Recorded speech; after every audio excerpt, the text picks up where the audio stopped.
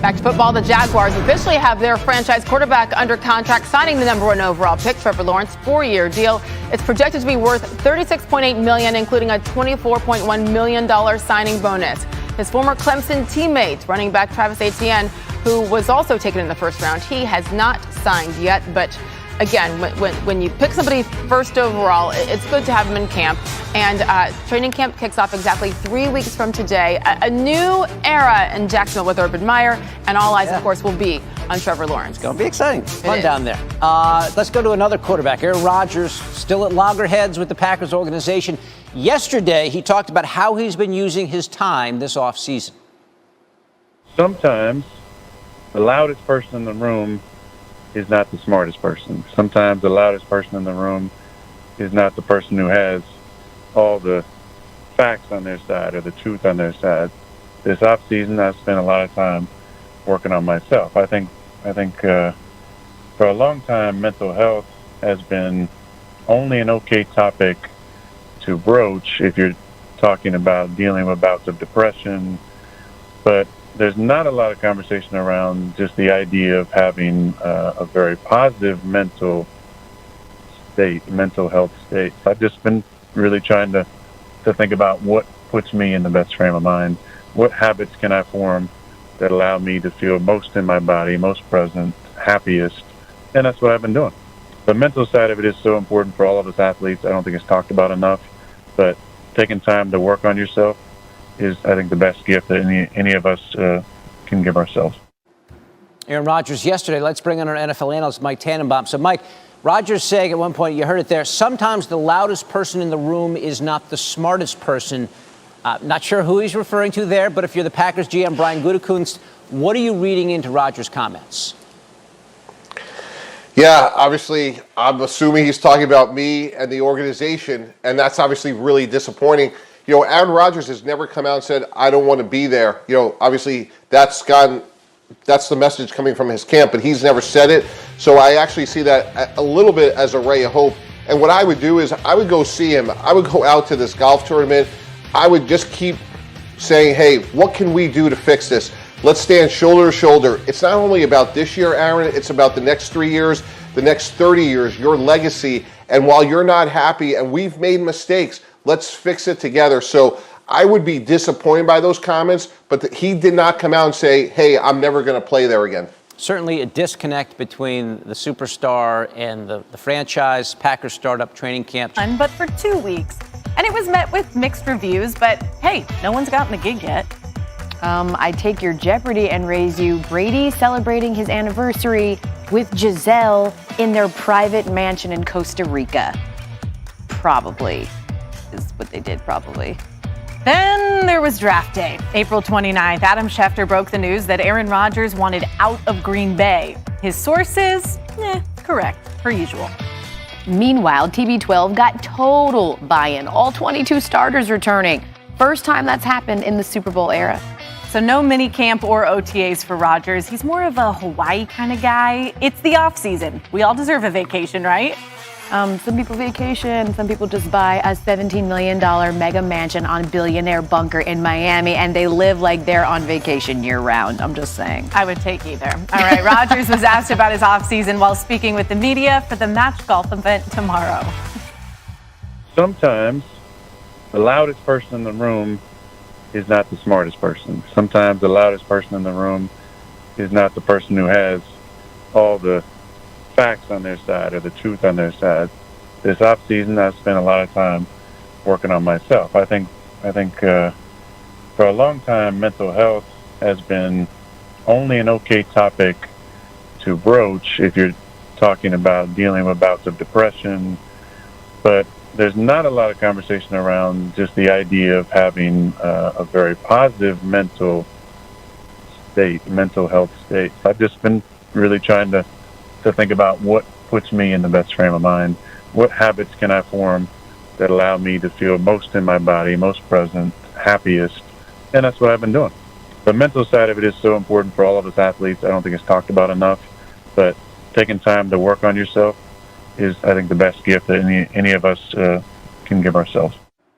Well, it sounds like Aaron Rodgers is just thriving right now. Senior NFL writer Jeremy Fowler joining us now. Jeremy, given what we just heard there from Rodgers, how should we interpret those comments with training camp soon approaching?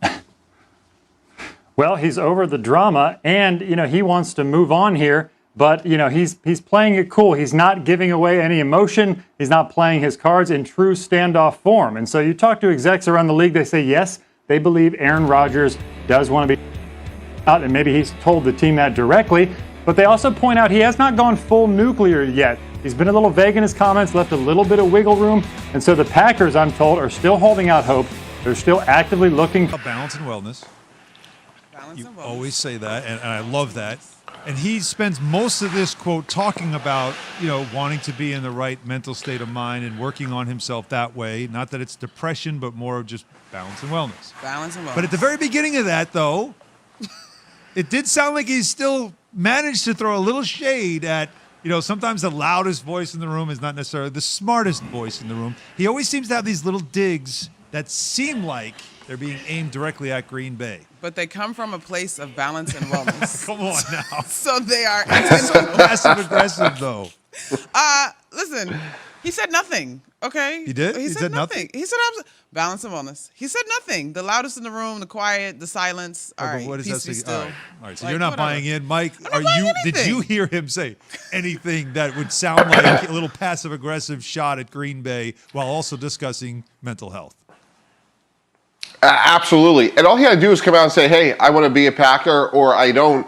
He didn't say either of those two things. But if I'm the Green Bay Packers, I'm going to the match today and I'm going to be there and say, hey, we want you to be a Packer. We want to stand shoulder to shoulder with you. We want to work actively to make sure you are in that great state of mind. We have not been perfect. We've made mistakes, and let's collectively fix it so you could be happy on the field and off the field. But haven't they done that? Haven't they done that? Haven't like 3 different visits from 3 different people? Haven't they tried to get to sit down with him and say, what do you want? Let's fix it. And he's letting them know, too late. You should have done this years ago, and I'm done. Alan, you're asking the wrong guy. I was told for 6 weeks that Brett Favre would never want to go to the New York Jets. And we kept hearing no, that he lives in Mississippi. He's going to play for John Gruden in Tampa. He played for Gruden in Green Bay. It's a close flight from Mississippi. And we just kept working on it, And for Aaron Rodgers, this is about the future. This is about not the next 3 years, the next 30 years, your legacy, having roads named after you. You start off at junior college. Do you want a Green Bay Packer, Aaron Rodgers, junior college foundation? There's so many things he could do with his legacy that he could only do in Green Bay. So I would be talking about the future, not the past. The legacy piece is really interesting. That was that. It just doesn't seem to. Again, when you listen to him talk, and the few times we've heard him, most of the time his availability has been because of promoting this golf event that he's going to be part of today. But he does keep kind of bringing back this notion. First of all, again, sound like a politician the first time around about how it's about the character and the people and the culture and all that stuff, which sounds like, again, more attacking at the leadership of the Packers. And then here talking about, again, the loudest voice is not necessarily the smartest voice. Little things like that he's saying that suggests that whatever's going on in Green Bay, I don't want to be part of it anymore. As if he's just not happy there anymore and doesn't want to do it. Mike, you say they just should keep working on him. Even, let's say, all right, they get into training camp, he's still not there. It's costing him money every day. He doesn't care. They start out the season with Jordan Love. It looks terrible. Everybody's mad at everybody at that point, right? Do you keep going back to him saying, you can come back right now. Week 4, come back right now. Like, would you spend the entire season begging him to come back? Yeah, the door's always open because if you ever have to trade Aaron Rodgers, if you're the Packers, it's next spring because wherever you're going to trade him, the lion's share of that compensation is going to be the 2022 draft. So what's the rush? So if he's mad at me as the Packers, now I'm going to try sort of like plan B, which is just try to tap into his competitiveness. Like, if you want to play football this year, it's going to be in Green Bay. Now, Carson Palmer was the only player going back almost 2 decades where he sat out the year and then ultimately Cincinnati traded him to Arizona. But I would really want to talk about legacy and why we want you back. If that doesn't work, okay, if you want to play, this is where you're going to play. And if he sits out the year, then next year in March we'll consider trading you. So, right. Tell him, put him on ice. Like, okay, we're moving on without you. See, I feel like, again, I went into the rant yesterday about this. Yes, because you did. That's how I feel about this. I don't want to give you the out, Aaron. I'm going to have to wear this. You're wearing it too. We're all, one thing is funny. They're